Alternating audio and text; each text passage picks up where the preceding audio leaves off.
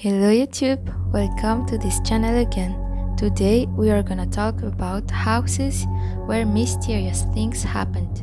So let's begin.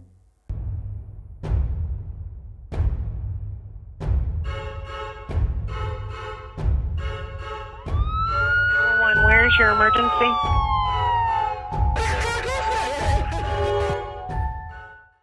Have you ever heard about haunted houses?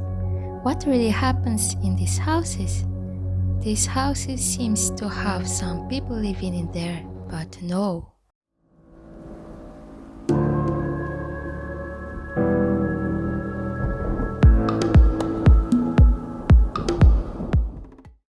The Mirtan Plantation is an old house whose construction dates back before the war. It is located in San Francisville, not far from Baton Rouge, Louisiana. It was General David Bradford who had it built in 1796 and who lived there alone for several years. He then brought his wife and 5 children to settle in the vast plantation.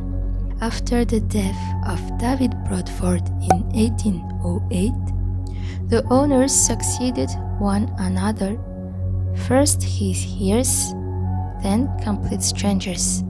Among these 12 ghosts, the best known and most reported story is that of Chloe, a former slave of Clark, and Sarah Woodruff, the daughter of David Bradford and her husband.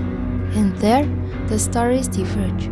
According to one version, Clark would have forced Chloe to become his mistress. Another said she was more of a curious person, liked to peek through keyholes and eavesdrop on doors, but ended up getting fried and having her ear cut off, forcing her to wear a green turban to hide Van Goghsism. Legend also has it that she gave the family a super poisoned birthday cake in revenge, but only Sarah and her 2 daughters ate it. Several people swear to have seen a woman wearing a green turban who continues to haunt the place.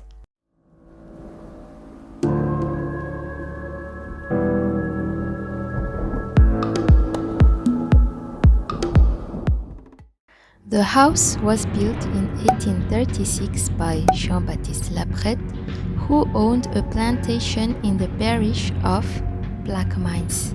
It was not uncommon for plantation owners to have houses in town for use during the colder months of the year. Sometime after the Union began to occupy New Orleans in the Civil War, Laprette experienced a cash crunch and was forced to rent out his townhouse. The tenant turned out to be a man, Prince Suleiman, a Turk who claimed to be a sultan or former sultan of a Middle Eastern country. The sultan had many wives and family members in addition to slaves and domestic retinue. The house has been redone. Heavy draperies immediately covering all the windows, doors padlocked. The heavy scent of incense was inhaled by passers-by whenever the door was opened. Passing by one morning, a neighbor noticed the house was unusually quiet, then saw blood dripping from the gallery above and seeping from the front door. The police found there an unimaginable horror. Body parts littered the house, which was slick with blood everywhere. Women, children, and guards were shot and beheaded. There was only one body that was not slaughtered, that of the Sultan. He had been buried alive with one hand outstretched across the ground. He was buried in traditional Muslim funeral attire. The identity of the murderer remains a mystery. Residents of the house reported seeing the Sultan himself or other figures in Oriental costume.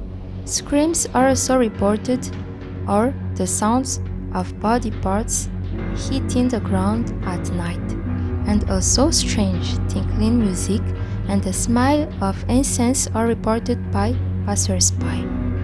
A blond man was seen sitting in front of the window, but he suddenly disappears. Whether or not it is the young sultan, we will probably never know what he is looking for, but reports of hauntings continue.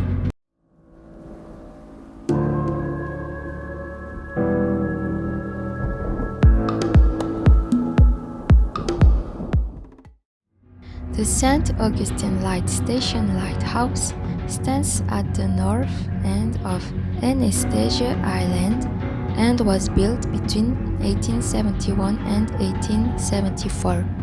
The tower is the second lighthouse tower in the St. Augustine. The current lighthouse tower is owned by the St. Augustine Lighthouse and Maritime Museum, a not-for-profit maritime museum.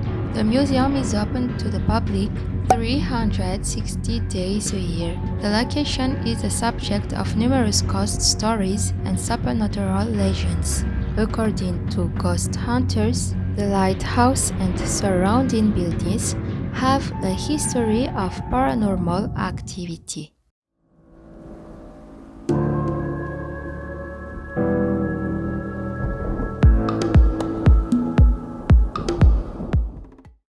The Stanley Hotel is a 140-room hotel located in Estes Park, Colorado.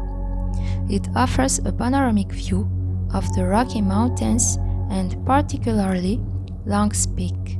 It was during his stay at the Stanley Hotel in October 1974 that the writer Stephen King imagined the main lines of the story of the novel Shining, the Child of the Light, 1977, and he was inspired by the places to create this novel. He spent one night in this hotel when he was the only guest with his wife, since the establishment was about to close for the winter. He slept in room 217, where after a night of anguish and nightmare, he did his research and discovered that it was the room of a hotel employee, Elizabeth Wilson, who was seriously injured following a gas explosion on June 25, 1911.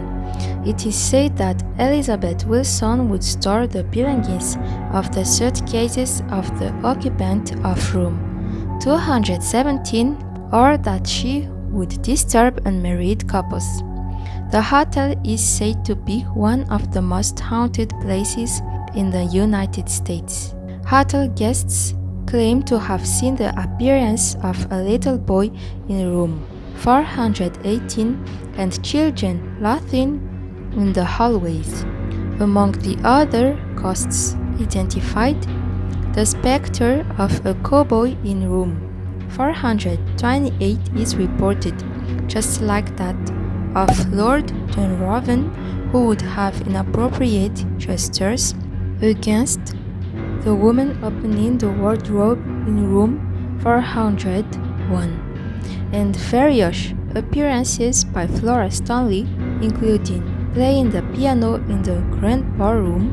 Also mentioned are Lucy, a wanderer who froze to death, and Paul, a worker who died of a heart attack.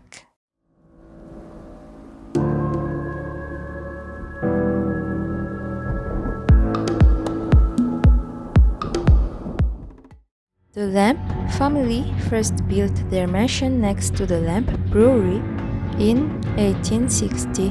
By 1870, Lamp was the most popular foam brand in St. Louis and continued to be so until Prohibition hit them in 1919. But it's a series of dubious suicides of the Lamp family that has everyone talking. In 1922, William Lamp shot himself in the heart shortly after selling the brewery complex. No notes were left behind. In 1949, Charles Lamp committed suicide and left his liner, "In case I am found dead, blame it only for me. Other deaths have occurred at the mansion, allegedly the result of an evil spirit that had attached itself to the household.